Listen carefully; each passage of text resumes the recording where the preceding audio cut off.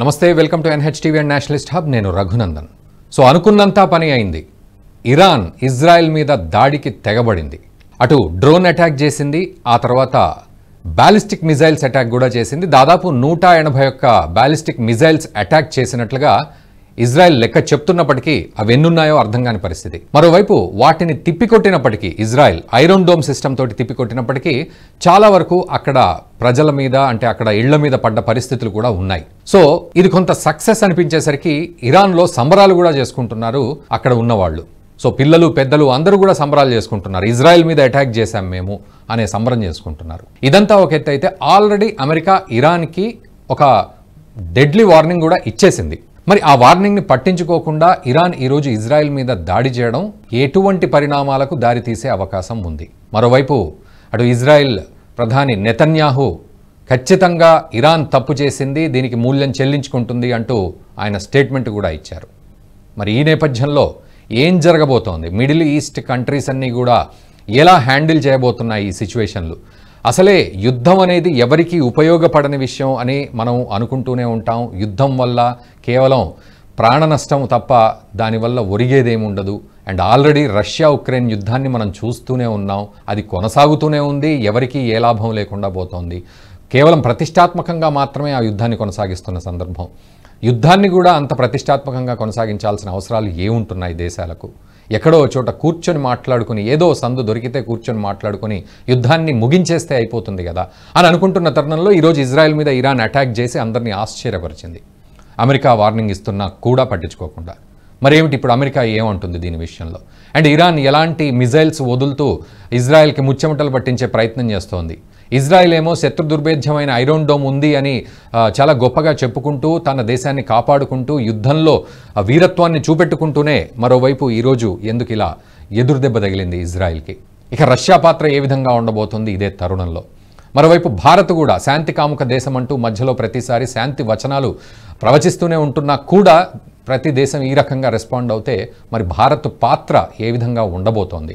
అటు ఇరాన్ కూడా మనకు మిత్రదేశమే, ఇజ్రాయెల్ కూడా మిత్రదేశమే. ఈ నేపథ్యంలో ఎట్లా హ్యాండిల్ చేయబోతుంది? ఇటు రష్యా ఉక్రెయిన్ విషయంలో స్తబ్దుగా ఉన్నట్టుగానే, అంటే శాంతి కాముకంగా ఉన్నట్టుగానే ఉంటుందా, లేకపోతే ఏం చేస్తుంది? మరోవైపు ఇరాన్ ఆర్థిక పరిస్థితి ఏమిటి? ఇలా మిజైల్స్ అటాక్ చేసుకుంటూ పోతే ఇరాన్ ఆర్థిక పరిస్థితి ఏ విధంగా కుంటుపడబోతోంది? ఇటు హౌతీలు, హెజ్బుల్లాలు, హమాస్లకు పూర్తి సహకారం అందించే ఇరాన్ ఈరోజు డైరెక్ట్గా యుద్ధ క్షేత్రంలోకి దిగితే పరిణామాలు ఏ విధంగా ఉండబోతాయి? అన్ని దేశాలు ఎటువైపు ఉన్నాయి? ఏ దేశం ఎటువైపు ఉంది? అంటే ఇజ్రాయెల్ వైపు ఏ దేశం ఉంది, ఇరాన్ వైపు ఏ దేశం ఉంది? ఇవన్నీ కూడా మనం మాట్లాడదాం. మనతో ఫుల్ క్లారిటీ ఇవ్వడానికి మాధవపెద్ది కాళిదాస్ గారు, retired squadron leader, Indian air force, వారు మనకు అందుబాటులోకి వచ్చారు. కాళిదాస్ గారు నమస్కారం అండి. నమస్కారం. కాళిదాస్ గారు, మనం అనుకున్నట్టుగా ఇరాన్ మొత్తానికి ఎంతో కొంత ధైర్యం చేసి అయితే ఇజ్రాయెల్ని అటు మిజైల్స్ వేసి కొంత ఇబ్బంది పెట్టే ప్రయత్నం అయితే చేసింది. సో ఈ సినేరియోని, ఇప్పుడు నేను చెప్పిన ఇంట్రొడక్షన్లో సినేరియోను ఎలా అర్థం చేసుకోవాలి మనం ఇప్పుడు? బాధాకరం అండి. యుద్ధము రోజు రోజుకి పెరిగిపోతుంది. లో ఇది తాడు దాదాపుగా 80% తెగిపోయిందండి ఈ రోజు పరిస్థితి. సో ఫస్ట్ నుంచి ఈ పాలస్తీనా ఇజ్రాయెల్ విషయం 50-60 ఏళ్ళుగా నలుగుతూనే ఉంది. సో అందులో 2012లో హమాస్ అనేటువంటి ఉగ్రవాద సంస్థ, ఒకప్పుడు గెరిల్లాలు అనేవాళ్ళం, ఇప్పుడు ఉగ్రవాదులు వాళ్ళు ఆవిర్భవించారు. అంటే 12 ఏళ్ల క్రితం. సరే, ఒకరికొకరు పక్కలో బల్లెల్లా ఉన్నారు, ఒకరినొకరు కవ్వించుకుంటూనే ఉన్నారు. ఇజ్రాయెల్ సైనిక పరంగా పాలస్తీనా కన్నా చాలా బలవంతమైనది కాబట్టి చాలా అటాక్స్ చేసింది. సరే, మనకు తెలుసు క్రితం సంవత్సరం అక్టోబర్ 7న వాళ్ళు ఊరుకున్న వాళ్ళు ఊరుకోకుండా ఇజ్రాయెల్ ని కెలికి రాకెట్స్ ప్రయోగించారు. అప్పుడు ఒక చిన్న పండగ లాంటిది ఏదో చేసుకుంటుంటే బార్డర్ దాటి చాలా మందిని అపహరించుకుని వెళ్ళారు. ఇంకా అప్పటి నుంచి రవాణా కాష్టం రగిలిపోయింది. వీళ్ళకి దాదాపుగా హమాస్ ని నడుము విరగొట్టేసింది ఇజ్రాయెల్. ఇక్కడ నెక్స్ట్ హిజ్బుల్లా రంగంలోకి దిగింది. ఈ రోజు ప్రపంచంలో అన్ని తీవ్రవాద సంస్థలన్నింటినీ పోలిస్తే హిజ్బుల్లాకు ఉన్నంతటువంటి సైనిక పాటవం కానీ, ఇన్ఫ్రాస్ట్రక్చర్ కానీ, రకరకాల ఆయుధ వ్యవస్థలు కానీ, నెంబర్ ఆఫ్ టెర్రరిస్ట్, మనం టెర్రరిస్ట్ అంటున్నాము, మిగతా వాళ్ళు ఒక సంస్థని వాళ్ళు చెప్పుకుంటున్నారు. ఏది ఏమైనా సుక్షితులైనటువంటి సైనిక స్ట్రెంగ్త్ చాలా ఎక్కువగా ఉంది. తర్వాత యెమెన్ లో కింద, సౌదీ అరేబియాకి కింద వీళ్ళు ఉన్నారు, హౌతీలు ఉన్నారు. అసలు ఈ ముగ్గురిని పెంచి పోషించి ఈ స్థితికి తీసుకొచ్చింది ఇరాన్. ఎందుకంటే మిగతా ముస్లిం దేశాలన్నీ వాటి వ్యాపారాలు అవి చూసుకుంటుంటే బాగా కొంచెం మతోద్వేషం ఉన్నటువంటి దేశం ఇరాన్. షియా ప్రాబల్యం ఉన్నది, హిజ్బుల్లా కూడా షియా ప్రాబల్యం ఉన్నది. సో వీటి మూడిటికి వెనకాల వెన్నుదన్నుగా ఉండి ఇజ్రాయెల్ అంతు చూడండి అని చెప్పి విపరీతంగా ప్రోత్సహిస్తూ ఆయుధాలు ఇస్తూ డబ్బిస్తూ చేస్తోంది ఇరాన్. అందుకే మనం ఎక్కడ ఏ మీడియాలో చూసినా ఈ ముగ్గురిని ఇరాన్ ప్రాక్సీలు అంటాం. అంటే మన భాషలో చెప్పుకుంటే గోముఖ వ్యాఘ్రాలు అంటాం కదా, అక్కడక్కడ గోముఖాలు ఏం లేవు, ఇరాన్ కి తొలుగా వాళ్ళు ఉంటున్నారు. ఎందుకు వాళ్ళని పెంచి పోషిస్తోంది, ఇంకెవరు లేరా అంటే ఇజ్రాయెల్ కి భౌగోళికంగా దగ్గరగా ఉన్నవి ఈ మూడే దాదాపుగా. ఒక్క హౌతీ మాత్రమే దూరంగా ఉన్నది. ఇజ్రాయెల్ కి ఆనుకోని చిన్న దేశం లెబనాన్ లో మొత్తం సౌత్ లెబనాన్ అంతా హౌతీ ఆక్రమించుకొని ఉన్నది. కింద వైపు అంటే నైరుతి దిక్కులో ఇరాన్ మొత్తం పొడవుగా ఉంటుంది కదా ఇజ్రాయెల్ మొత్తం, అక్కడ గాజా సిటీలో హమాస్ ఎక్కువ ప్రాబల్యం ఉన్నది. ఇటు జోర్డాన్ కి చెందినటువంటి వెస్ట్ బ్యాంక్ ని ఇజ్రాయెల్ ఎప్పటి నుంచో ఆక్యుపై చేసింది.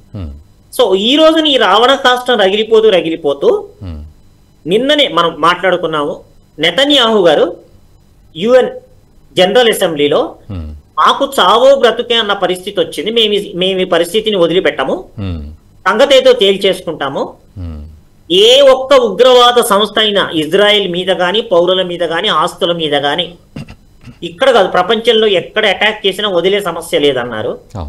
దానిలో క్రమంగా మొసాద్ చాలా పెద్ద పాత్ర పోషించింది. ఇప్పటి వరకు మనం చాలా యుద్ధం జరుగుతోంది, కొట్టుకుంటున్నారు, ర్యాకెట్స్ మాట్లాడుతున్నాం, కానీ అసలు మొసాద్ ఎలా పనిచేస్తుందని ఎక్కడ ఏ డిస్కషన్ పెద్ద వచ్చినట్టు లేదు నేషనల్ లెవెల్లో కానీ ఇక్కడ కానీ. కానీ వీటన్నిటికీ చాలా గొప్పగా టిప్స్ ఆఫ్ ఇచ్చింది మొసాద్ కూడా. ఈవెన్ మొన్న చచ్చిపోయినటువంటి నజరుల్లా కూడా ఇరాన్ కి సంబంధించిన ఒక ఇంటి దొంగ ఇచ్చిన ఇన్ఫర్మేషన్ తోనే పక్కా ఇన్ఫర్మేషన్ తో నజరుల్లా ఈ బిల్డింగ్ లో దాక్కొని ఉన్నాడు అన్న ఇన్ఫర్మేషన్ చాలా పక్కాగా ఇజ్రాయెల్ మొసాద్ గ్యాదర్ చేసింది. అంటే వాళ్ళు డబ్బు ద్వారా కానివ్వండి ఇంకోటి కానివ్వండి, వాళ్ళు ఏ దేశంలో ఉన్నా ఆ దేశం యొక్క ఇంటి దొంగల్ని వాళ్ళు వాళ్ళ సభ్యులుగా పెట్టుకొని వాళ్ళకి కావాల్సిన డబ్బు కానీ ఇతరత్ర ఇస్తున్నారు. సో ఇక్కడ ఇరాన్ కి ప్రధానంగా పరువు పోయింది రెండు విషయాల్లోనండి. ఒకటి, హనయేని ఒక ప్రభుత్వ అధినేతగా వాళ్ళు గుర్తించి కొత్త అధ్యక్షుడి వాళ్ళ ప్రమాణ స్వీకారోత్సవానికి పిలిచినప్పుడు వాళ్ళ దేశంలో టెహరాన్ లో ఉన్నటువంటి హనీయేని చంపేశారు. రెండోది, చాలా పకడ్బందీగా దాక్కొని మనం చూసాం నజరుల్లా చనిపోవడానికి ముందు పేజర్స్ అవన్నీ పేలిపోయాయి. అంటే వాళ్ళల్లో వాళ్ళు టాప్ కమాండర్స్ కానీ మిగతా సాయుధులైనటువంటి టెర్రరిస్టులు కానీ మాట్లాడుకోవటానికి వీలు లేకుండా చేసింది ఇజ్రాయెల్. ఆఖరికి ఉత్తరాలు రాసుకొని పేపర్ల మీద రాసుకునే పరిస్థితికి. దానికోసం నజరుల్లా ఫిజికల్ గా బీరూట్ వచ్చి ఆ అపార్ట్మెంట్ లో ఉండి హిజ్బుల్లాని గైడ్ చేస్తూ వచ్చారు. ఇంకా హిజ్బుల్లా అంటే దాంతో నజరుల్లాను కూడా చంపేశారు. బంకర్ బస్టర్ బాంబర్స్ ఉపయోగించి అవి భూమిని గాని పైన ఉన్న బిల్డింగ్స్ చీల్చుకొని కిందకు వెళ్ళి పేలుతుంది. అంటే అది గనక ప్రయోగిస్తే టార్గెట్ మిస్ అవటం అనేది ఉండదు. అది కూడా నెతన్యాహు దేశంలో లేడప్పుడు. వాళ్ళకు వచ్చిన ఇన్ఫర్మేషన్ తో మళ్ళా వెళ్ళిపోవచ్చు, ఇతను మేము ఇప్పుడే లేపేస్తామని చెప్తే గ్రీన్ సిగ్నల్ ఇచ్చేశారు. ఇంకా ఇరాన్కి అసలు పరువు చాలా ఘోరంగా దెబ్బతిన్నది. అసలు కారణం ముందు మనం వద్దాం. వాళ్ళు ప్రభుత్వాన్ని అంటే ఎలాగో అక్కడ హమాస్ ని చావగొడుతుండగా వాళ్ళ ప్రభుత్వాధినేతని వాళ్ళ దేశంలో చంపటం, ఎంతో సెక్యూరిటీ పెట్టి 7 అంతస్తుల టెర్రస్ కింద భూగర్భంలో ఉన్నవాడిని చంపటం. అంటే ఇరాన్ గ్రహించింది ప్రత్యక్షంగా, నేను హిజ్బుల్లాకి ఎంత ఆర్మీ ఇచ్చి ఎన్ని ఆయుధాలు ఇచ్చినా, హౌతీకి ఇచ్చినా, హమాస్కి ఇచ్చినా వీళ్ళు ఇజ్రాయెల్ కి పెద్ద నష్టం చేకూర్చట్లేకపోతున్నారు, నేనే రంగంలోకి దిగాలి. కానీ ఇరాన్ కి దాదాపుగా 6 నుంచి 8 లక్షల సైన్యం ఉన్నది. ఇజ్రాయెల్ కి 3-4 లక్షల కన్నా లేదు. ఈ 6-7 లక్షల సైన్యంతో వాళ్ళు దాటి వచ్చి డైరెక్ట్ గా ఇజ్రాయెల్ మీద విరుచుకుపడచ్చు. కానీ ఎక్కడి నుంచి రావాలి? ఇరాక్ దాటి రావాలి, జోర్డాన్ దాటి రావాలి. మీరు మ్యాప్లు చూసుకుంటే అక్కడ షియా సున్నీ ఇష్యూ ఉంది ఇరాన్ కి, ఇరాక్ కి. ప్లస్ వాళ్ళు షటలే అరబ్ కింద 10-12 ఏళ్ళు కొట్టుకున్నారు. అంత పెద్దగా సంబంధ బాంధవ్యాలు లేవు. దాని తర్వాత జోర్డాన్ నుంచి రావాలి. జోర్డాన్ ఆల్రెడీ టర్కీ, ఈజిప్ట్ తో కలిసి ఇజ్రాయిల్ తో ఒక స్నేహ ఉడంబడికలో ఉన్నారు. ఇలా ఎన్నాళ్ళు కట్టుకుంటాం, 6-7 యుద్ధాలు అయ్యాయి అరబ్ ఇజ్రాయిల్ వార్లు. ప్లస్ దానికి కృతజ్ఞతగా ఇజ్రాయిల్ జోర్డాన్ కి మంచినీళ్లు, ఎందుకంటే వాళ్ళు ఉప్పు నీటిని మంచినీళ్లుగా మార్చే గొప్ప సామర్థ్యాన్ని కనుక్కున్నారు ఇజ్రాయెల్. అవి ఇస్తూ విద్యుత్తును కూడా ఇస్తాం, జల విద్యుత్తును కూడా. సో జోర్డాను ఇరాన్ యొక్క సైన్యాన్ని తన నేల మించి నడిపించుకుంటూ తీసుకొచ్చి పెట్టే ఉద్దేశం ఏమాత్రం జోర్డాన్కి లేదు. మరి ఇంకేం మిగిలింది ఇరాన్ కి? ప్రత్యక్ష యుద్ధం చేయాలంటే ఎయిర్ ఫోర్స్ ద్వారా చేయాలి. ఇంత దూరం వెళ్ళి మళ్ళా వాళ్ళ ఎయిర్ ఫోర్స్ బాంబర్స్ వెనక్కి వెళ్ళాలి అంటే మిడ్ ఎయిర్ రీఫ్యూలింగ్ కావాలి. గాలిలోనే ట్యాంకర్లు వాటిని దింపాలి. కిందకి దిగి ఫ్యూయల్ ని దింపి మీరు మర్యాదగా పోయిందని వాయనాలు ఇచ్చేటువంటి పరిస్థితి ఇరాక్కి లేదు, జోర్డాన్కి లేదు. కనుక అది కూడా వాళ్ళ దగ్గర చాలా నాసిరకం పాత రకమైన యుద్ధ విమానాలు ఉన్నాయి. నాకు తెలిసి Su-27, మిరాజ్ 5 అనేవి పాత సోవియట్ యూనియన్ విను ఇవి. కానీ ఇజ్రాయిల్ దగ్గర ఉన్న గొప్ప ఆయుధం వల్ల ఎఫ్ యుద్ధ విమానాలండి. F-35, F-22, F-16. ప్రపంచంలో అమెరికా తర్వాత ఈ ఎఫ్ బలగం ఎక్కువగా ఇజ్రాయిల్ దగ్గర ఉన్నాయి. దాన్ని కౌంటర్ చేసేటువంటి ఎయిర్ డిఫెన్స్ సిస్టము లెబనాన్ లో ఉన్న హిజ్బుల్లాకి లేదు, హమాస్ కి అంతకన్నా లేదు. ఈవెన్ ఇంత పెద్ద దేశం అయినప్పటికీ ఇరాన్ దగ్గర కూడా లేదు. సో ఆర్మీ బయటకు వచ్చి చేయలేదు. నెక్స్ట్ ఎయిర్ ఫోర్స్ ద్వారా వాళ్ళు బాంబింగ్ చేయలేరు. నేవీ ద్వారా చేయాలంటే అరేబియన్ సీలోకి వచ్చి, రెడ్ సీలోకి వచ్చి, సూయజ్ కెనాల్ ద్వారా వచ్చి మెడిటరేనియన్ సీ, ఇంత అయ్యే పని కాదు. కానీ ఇరాన్ చాలా అద్భుతంగా బ్యాలాస్టిక్ మిజైల్స్ చాలా ఉన్నాయి, వేలు ఉన్నాయి వాళ్ళ దగ్గర. కనుక ఒక్క బ్యాలాస్టిక్ మిజైల్స్ ద్వారా మాత్రమే ఇజ్రాయెల్ ని కొట్టగలరు. దాని దగ్గర ఉన్నటువంటి యుద్ధ సామర్థ్యం ఈ రోజున అంతవరకే ఉన్నది. అంటే ఇది లిమిటెడ్. అంటే వాళ్ళ దగ్గర బ్యాలాస్టిక్ మిజైల్స్, డ్రోన్స్ ఉన్నాయి. కానీ 6 లక్షల రిపబ్లిక్ గార్డ్స్ ని ఏం చేయలేరు, వాళ్ళని యుద్ధంలోకి తేలేరు. కొద్దో గొప్ప ఉన్న నేవీని తేలేరు, ఎయిర్ ఫోర్స్ ని తేలేరు. మరి ఎలా యుద్ధం చేస్తారు? కేవలం బ్యాలాస్టిక్ మిజైల్స్ తోనే. ఇంకంతకన్నా వేరే ఆప్షన్ లేదు వాళ్ళ దగ్గర. సో ఇప్పుడు వాళ్ళకు యుద్ధం చేయాలి అని గనక నిజంగా అనుకుంటే ఈ బ్యాలిస్టిక్ మిజైల్సే, అది కూడా ఎక్కువ సంఖ్యలో ఉండి నష్టపరిచే పరిస్థితి ఉండాలి వాళ్ళకి ఇప్పుడు. అంతే. అన్లెస్ ఇరాక్ కింద సౌదీ అరేబియా, ఇవి రెండు. సౌదీ అరేబియా అసలు ఇచ్చే సమస్యలే. ఇరాన్ సైన్యం ఇటు నుంచి వచ్చి ఇంకా అక్కడ దాకా వస్తే కనుక మూడో ప్రపంచ యుద్ధమే. అంతే. డైరెక్ట్ గా అమెరికా వచ్చేస్తుంది, రష్యా వచ్చేస్తారు. మొత్తం సైన్యాన్ని తీసుకువెళ్తే అంటే అదొక గొంతులో పచ్చి వెలక్కాయ ఇరాన్ కి. సో ఇప్పుడైనా మీరు అన్నట్టు అమెరికా రష్యా మధ్యలో దూరే పరిస్థితి ఉంటుందా? ఎందుకంటే అమెరికా వార్నింగ్ ఇచ్చింది కాబట్టి, రష్యా కూడా మళ్ళీ ప్రెస్టీజియస్ గా తీసుకోవాలి కాబట్టి అన్నట్టుగా. 100% ఉంటుంది. యుద్ధం గనక తీవ్రతరం అయిపోయి ఒక ఇరాన్ వాళ్ళ ఐ థింక్ విదేశాంగ మంత్రి ఒక స్టేట్మెంట్ ఇచ్చినట్టున్నాడు. I'm not sure. ఓకే, మేము అటాక్ చేశాము, ఇజ్రాయెల్ నోరు మూసుకుంటే ఇక్కడతో ఆపేస్తాం. అవునవును, ఎగ్జాక్ట్లీ. ఇజ్రాయెల్ కనుక తగ్గితే మేము కూడా తగ్గుతామని. కానీ నేను ప్రతి ప్రోగ్రామ్ లో చెప్తూ ఉంటాను, ఇజ్రాయెల్ ని నువ్వు గులకరాయితో కొడితే అది ఇటుకరాయితో కొడుతుంది. 100%. అవును. నువ్వు ఇటుకరాయితో కొడితే బండరాయితో కొడుతుంది. అవును. బండరాయితో కొడితే ఎవరెస్ట్ శిఖరం తీసి నేను ఎత్తి మీద వేస్తాను. అలా ఊరికేనే రకం కాదు. ఎందుకంటే వాళ్ళకు కూడా బ్రతుకు తెరువు అయిపోయింది. వాళ్ళు ఏ రోజు చచ్చిపోతారో తెలియదు. సో ఈ తాడు 80% తెగింది, ఇంకొక 20% ఉన్నది. సో ఇప్పుడు చేసిన ఈ అటాక్ కి ఇప్పుడు ఇజ్రాయెల్ ప్లాన్ చేస్తాం ఏం చేయాలి వీళ్ళని, వీళ్ళ దిమ్మ ఎలా తిరిగేటట్టు మనం కొట్టాలి. ఇప్పుడు ప్లానింగ్ ఆ పరిస్థితిలో ఉన్నది. కేవలం వీళ్ళేదో సరదాగా దీపావళి టపాకాయలాగా వేసామంటే కాదు. నిజం. అయితే ఇక్కడ ఏమవుతుందంటే వీళ్ళేమో 90% మా మిజైల్స్ సక్సెస్ అయ్యాను వీళ్ళు అంటున్నారు యాజ్ ఆన్ నౌ.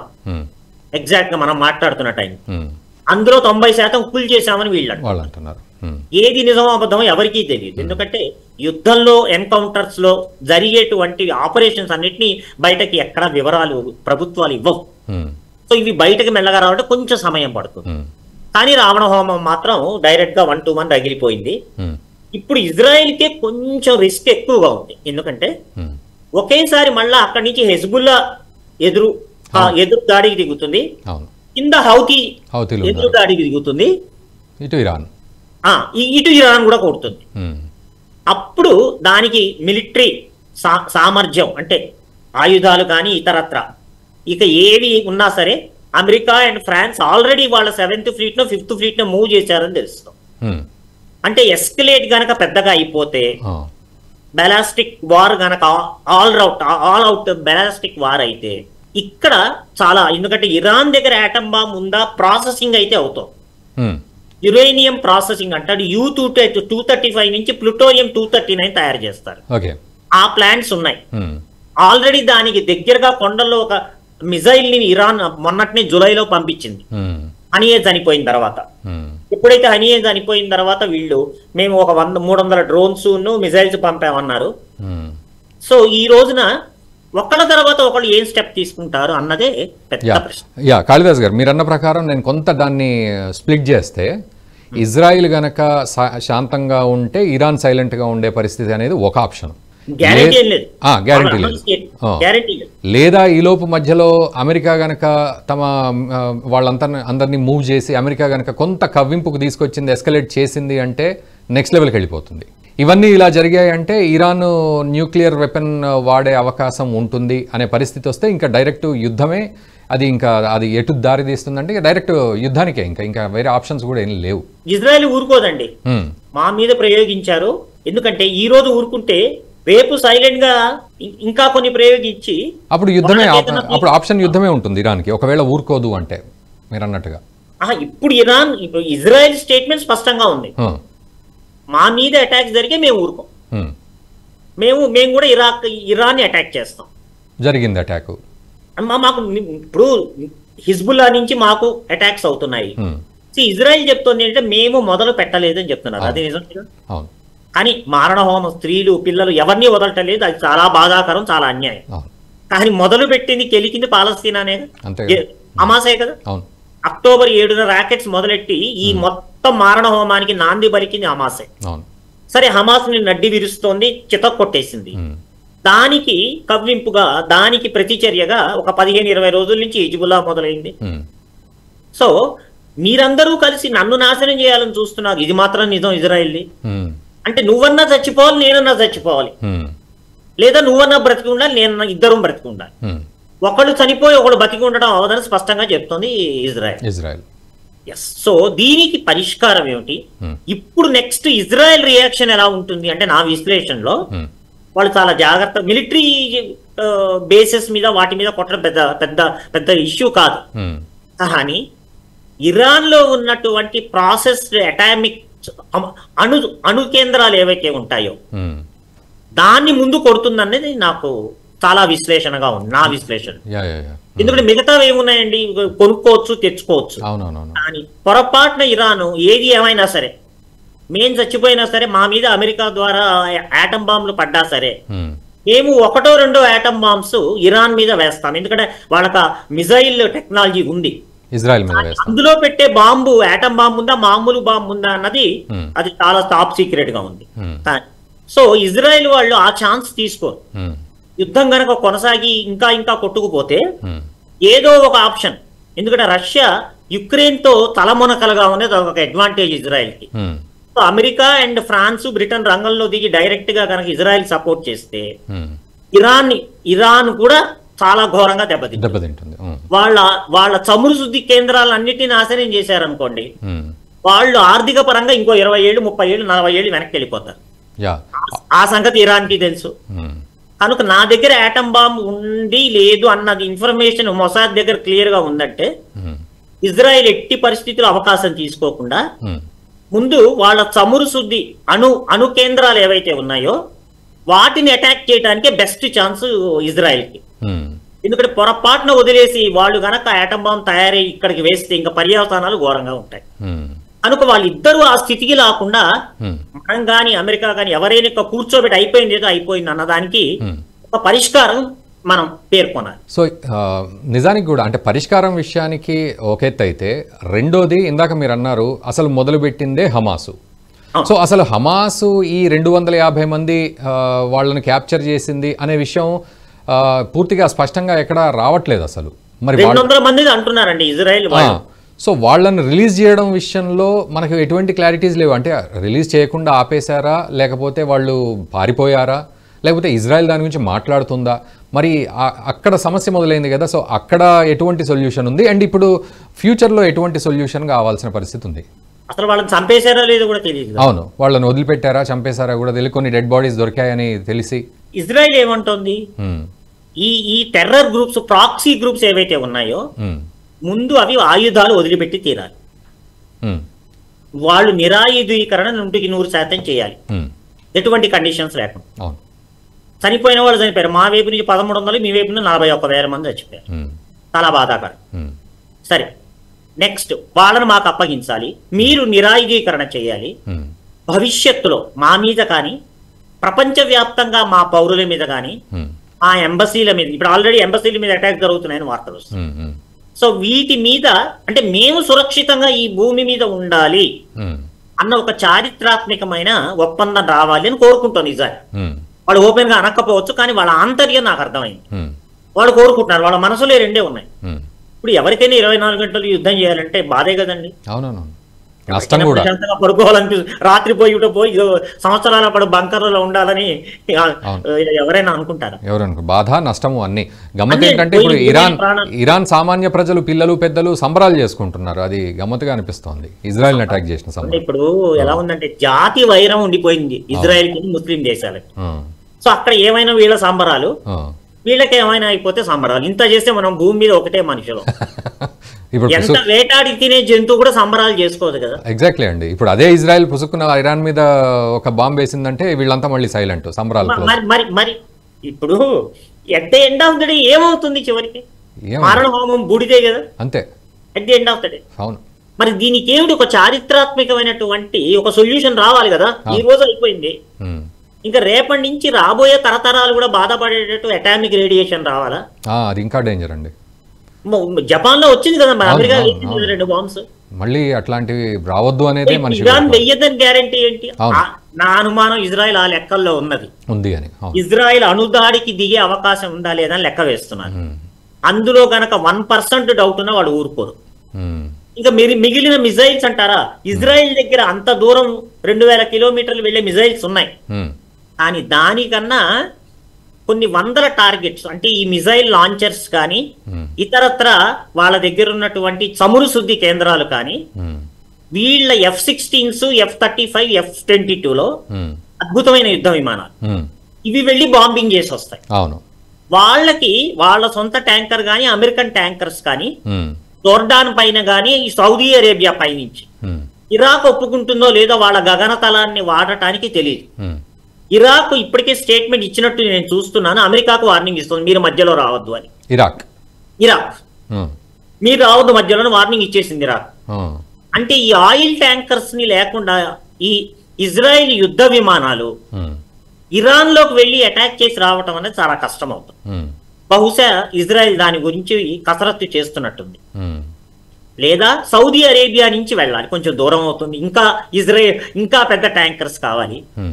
లేదా అమెరికా యొక్క యుద్ధ నౌకల నుంచి అవి అరేబియన్ సీకి తీసుకెళ్లి వయా సూయజ్ కెనాల్, అక్కడి నుంచి ఇరాన్ ని రీచ్ కావడం చాలా ఈజీ. అంటే ఏ మార్గాలు ఉన్నాయి ఇజ్రాయెల్ కి ఇరాన్ మీద యుద్ధం చేయటాన్ని అన్న దాని మీద వాళ్ళు వర్కౌట్ చేస్తున్నారు. సో నెతన్యాహు కూడా ఒక వ్యాఖ్య చేసిన సందర్భం ఏంటంటే ఇరాన్ లో ఎక్కడెక్కడ ఏమేమి ఉన్నాయో మాకు అన్ని తెలుసు అనేది. మేము రీచ్ కాలేని ప్లేస్ ఉందని చెప్పేసాడు. అంటే వాళ్ళ యుద్ధ విమానాలు ప్లస్ వాళ్ళ మిజైల్స్. సో వాళ్ళ టార్గెట్స్ ని ఇప్పుడు వాళ్ళు లెక్క వేసుకుంటున్నారు. ఇందాక నేను చెప్పినట్టు ఎకనామిక్ టార్గెట్స్ నా లేకపోతే అటామిక్ టార్గెట్స్ నా, ఏటి మీద దెబ్బ కొట్టాలి. రెండోసారి మళ్ళా ఇరాన్ ఆల్రెడీ ఇచ్చింది, నువ్వు గనక అటాక్ చేస్తే ఇంకా తీవ్రంగా ఉంటుందంటుంది. ఫైనల్ గా at the end of the day అండి ఈ తాడు 80% తెగిపోయింది, ఇంకో 20% మాత్రమే ఉంది. మిగతా దేశాలన్నీ కలిసి మీరు కలిసి వాళ్ళకి ఒక, ఇప్పుడు నేను గనక నిర్ణయాత్మక పాత్రలో ఉంటే ముందు అర్జెంటుగా United nations security council meeting పిలుస్తాను నేనైతే. ముందు ఐక్యరాజ్య సమితి, యునైటెడ్ నేషన్స్ సెక్యూరిటీ కౌన్సిల్ పిలిచి ముందు మీరు ఇమ్మీడియట్ గా యుద్ధం ఆపండి, తర్వాత కూర్చొని మీకు కావాల్సింది ఏంటి వాళ్ళకి కావాల్సింది. దీనికి చారిత్రాత్మక సొల్యూషన్ నేను అనుకుంటుంది 2 ఉన్నాయండి. ఒకటి, అసలు పాలస్తీనా అనేది ఏర్పాటు కావాలి, మంచి చెడు. ముందు ఇజ్రాయెల్ ని ఒప్పించాలి. పాలస్తీనా అనేది. అయితే ఇజ్రాయెల్ కూడా ఊరినే ఒప్పుకోదుగా. అవును. ఇప్పుడు వాళ్ళు దిక్కుమొక్కు లేని పరిస్థితుల్లో ఉంటేనే ఇరాన్ సహాయంతో ఇంత విధ్వంసం ఇజ్రాయెల్లో సృష్టిస్తున్నారు. నెక్స్ట్ ఏంటి కనుక పాలస్తీనా చేసి హమాస్ అనే సంస్థని టోటల్ గా డీలిమిట్ చేసేయాలి. ఆ సంస్థను నిషేధించాలి, నిర్మూలించేయాలి. వాళ్ళు మేము మళ్ళా ఇజ్రాయెల్ కి వ్యతిరేకంగా వాళ్ళ దేశంలో కాదు ప్రపంచంలో ఎక్కడైనా ఎటువంటి ఆయుధాలు ప్రయోగించము అని యునైటెడ్ నేషన్స్ లోను ఒక వరల్డ్ ఫారం లో పాలస్తీనా ప్రకటించాలి. రెండు వైపుల నుంచి ఉండాలి కదా. ఉండాలి 100% అండి. ప్లస్ హిజ్బుల్లా అండ్ హౌతీ కూడా. ఇవి కాక మిగతా ఇతర సంస్థలు ఏవైతే ఐసిస్ కానీ ఆల్ ఖైదా కానీ at the end of the day వీళ్ళందరికీ భారత్, ఇజ్రాయిల్, భారతదేశము అండ్ శత్రువులు వాళ్ళకి. ఎందుకంటే వాళ్ళ లెక్కల్లో మిగతా వాళ్ళందరూ వాళ్ళ భగవంతుడు నమ్మని వాడు శత్రువు వాడు. సో వీళ్ళ ముగ్గురు కూడా ఆయుధాలు విడిచిపెట్టాలి. దానివల్ల ఇజ్రాయిల్ సుస్థిరత, ఇజ్రాయిల్ మనుగడ ఉంటాయి, పాలస్తీనా దేశము ఏర్పడుతుంది. ఈ రెండు వైపుల నుంచి ఒప్పించాలి. రెండు వైపులా ఒప్పుకుంటేనే అంతేనండి. దీని సొల్యూషన్ ఇంతే. ఇప్పుడు ప్రపంచంలో ఎంత గొప్ప సొల్యూషన్ తీసుకొచ్చినా ఓకే, నేను చిన్నవాడిని చెప్తున్నాను, కానీ ఇది చాలా గొప్ప సొల్యూషన్ నేనైతే అనుకుంటున్నాను. బట్ 2 నేషన్స్ ఉండాలి అనేది మనం అర్థం చేసుకోవాలి. తప్పదు కదండి. At the end of the day ఇంత మారణ హోమం ఏమైపోతుంది పాలస్తీనా కోసమే కదా. పాలస్తీనా అనే దేశం లేదని వాళ్ళు అంటున్నారు, ఇజ్రాయెల్ వాళ్ళు. అసలు ఇజ్రాయెల్ దేశం ముస్లిం కంట్రీస్ చాలా వరకు అంటున్నారు. రెండు ఉన్నాయని మనం పరిష్కారం చెప్పాల్సిన పరిస్థితి ఉంది. భారతదేశం కనుక చొరవ తీసుకొని రెండింటిని మనం కూర్చోబెట్టి చెప్పగలిగితే ఆ మంచి పేరు అమెరికాకి, రష్యాకి ఎందుకు రావాలి, మనకెందుకు రాకూడదు, మన మోడీ గారికి ఎందుకు రాకూడదు? అందులోనూ మనం పవిత్రమైనటువంటి ఈ రోజు మహాత్మా గాంధీ గారి పుట్టినరోజు నాడు మాట్లాడుకుంటున్నాం. ఎగ్జాక్ట్లీ. అవును. మరి ఆయన అహింసతోనే కదా దాన్ని మరి సాధించింది ఆయన. మరి అదే విషయం మరి మన ప్రధానమంత్రి గనక, మన దేశం గనక, ఎందుకంటే ఆయనకున్న టీం చాలా గొప్పగా ఉంది, జయశంకర్ గారు కానివ్వండి, అజిత్ దోవల్ గారు కానివ్వండి.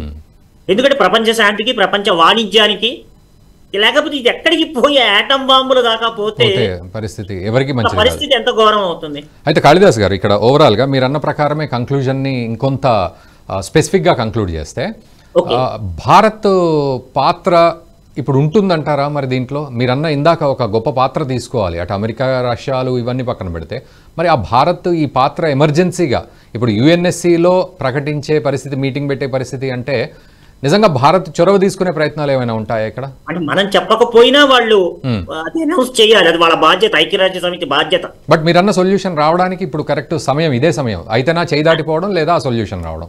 అంటే ఇప్పుడు దీనికి ఏమిటి బెస్ట్ పాసిబుల్ సొల్యూషన్స్ అన్ని వెతికితే రెండు వర్గాలకి, రెండు వైపులకి ఆమోదయోగ్యంగా ఉండే సొల్యూషన్ ఇదేగా. అంతేగా. ఇజ్రాయెల్ ని ఒప్పించి తీరాలి, పాలస్తీనా ఇచ్చేయండి అనవసరం. వెస్ట్ బ్యాంక్ ఏదో వాళ్ళు ఆక్యుపై చేసుకున్నారు, వాళ్ళ సొంతది కాదు, వాళ్ళకి ఇచ్చేయండి. At the same time Israel మీద కానీ, ఇజ్రాయెల్ పౌరుల మీద కానీ ఎట్టి పరిస్థితుల్లో ఎటువంటి ముస్లిం కంట్రీ కానీ ఈ టెర్రరిస్ట్ ఆర్గనైజేషన్స్ ఇవి టోటల్ గా డిజాల్వ్ అయిపోవాలి. ఇంకా ఎవరి పనులు వాళ్ళు చేసుకోవాలి. అంటే live let and live die. అంతే. నేను ఉంటాను, నువ్వు ఉండు. ఇప్పుడు కేవలం ఏకపక్షంగా ఇజ్రాయెల్ ఒప్పుకోదు, పాలస్తీనా లేకుండా వాళ్ళు ఒప్పుకోరు. ఇప్పుడు ఎక్కడో ఇద్దరిని తగ్గించి ఒప్పించి మెడలో వంచో ఏదో కూర్చోపెట్టి మన భారతదేశం చొరవ తీసుకొని అమెరికా, రష్యా ఏవైతే దేశాలు ఉన్నాయో దీనివల్ల మీ ఇద్దరికే కాదు ప్రపంచ శాంతి విఘాతం అయిపోతుంది. ఇప్పుడు చూడండి, ఆ వాణిజ్య నౌకలు అక్కడి నుంచి రాకుండా హౌతీ వాళ్ళు మిజైల్స్ తో మళ్ళా చుట్టూ తిరిగి వెళ్లాల్సి వస్తుంది. దానివల్ల ఎంత అవుతుందండి? ఇది కనుక యుద్ధం కంటిన్యూ అయితే ముందు భారతదేశంలో భయంకరమైనటువంటి చమురు ఇష్యూ వచ్చేస్తుంది, కరువు వచ్చేస్తుంది. ఎక్కడి నుంచి వస్తాయి మనకి చమురు? ఇరాన్ నుంచి వస్తుంది కదా, ఎక్కడో రష్యా నుంచి వస్తుంది, చుట్టూ తిరిగి రావాలి.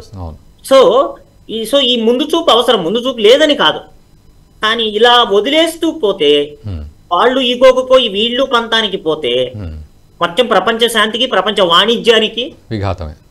Plus atomic tension, atomic danger అనేది ఎవరు గ్యారంటీ ఇవ్వగలరండి? అందుకే ఇప్పుడు ఇజ్రాయెల్ పోయి ఇంకా వాళ్ళ అటామిక్ సెంటర్స్ ని అటాక్ చేసి ఇంకా రష్యా వచ్చేసేసి ఇరాన్ కి సపోర్ట్ గా అసలు మాట్లాడటానికి కూడా ఎవరిష్టం వాడితే దొమ్మి అయిపోతుంది. దొమ్మి అయిపోయింది, ఇంకా పెద్ద దొమ్మి అయిపోతుంది.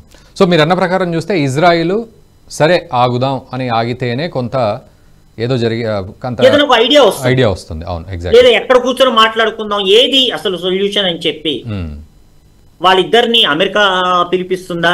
అమెరికాలోనేమో ప్రెసిడెంట్ ఎలక్షన్స్ ఎవరికి ఇష్టం వచ్చినట్టు ఆల్రెడీ ట్రంప్ మాట్లాడుతున్నాడు, నేనుంటే శాంతి వచ్చేసేదని డైలాగులు కొడుతున్నాడు. సో అంటే ఇంకా ఎవడి లాభం వాళ్ళది అనమాట. సందట్లో సటేమియా అయిపోయింది. భారతదేశం అంటే ఇద్దరికీ గౌరవం ఉన్నది, మనం మంచివాళ్ళం అని తెలుసు.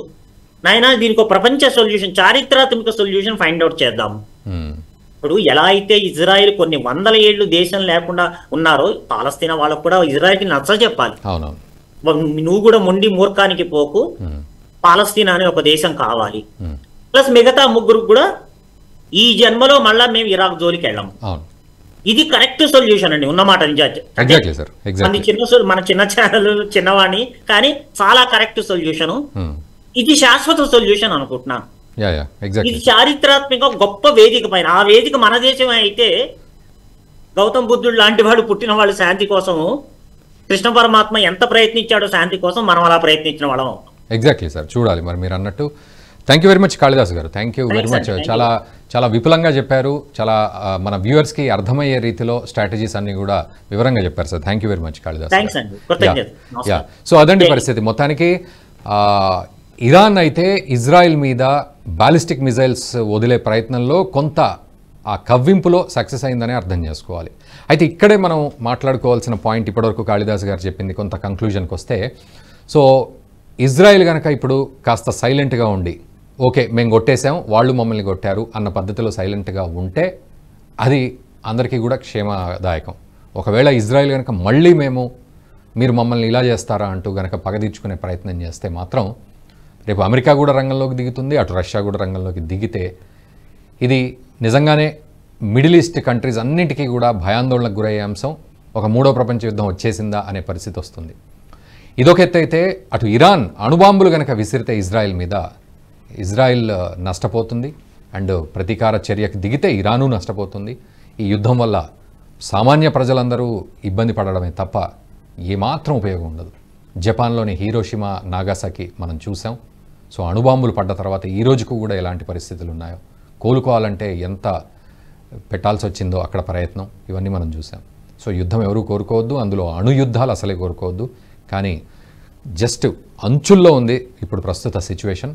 చూద్దాం సో అది తప్పించుకుంటుందా ఇరాన్ అండ్ ఇజ్రాయెల్, లేకపోతే ఏం జరగబోతుంది అనేది చూడాలి. ఈ వీడియోని ఖచ్చితంగా మీ మిత్రులకు కూడా షేర్ చేయండి. And thank you very much. ఈ వీడియో మీకు నచ్చినట్టయితే లైక్ చేయండి, 10 మందికి షేర్ చేయండి. అలాగే కామెంట్ల రూపంలో మీ అభిప్రాయాలను మాతో పంచుకోండి. Nationalist hub group of channels ను సబ్స్క్రైబ్ చేసుకుని తెలుగునాట జాతీయవాద జర్నలిజాన్ని ప్రోత్సహించండి. ఈ వీడియో కింద ఉన్న బెల్ ఐకాన్ పై క్లిక్ చేయడం మర్చిపోవద్దు.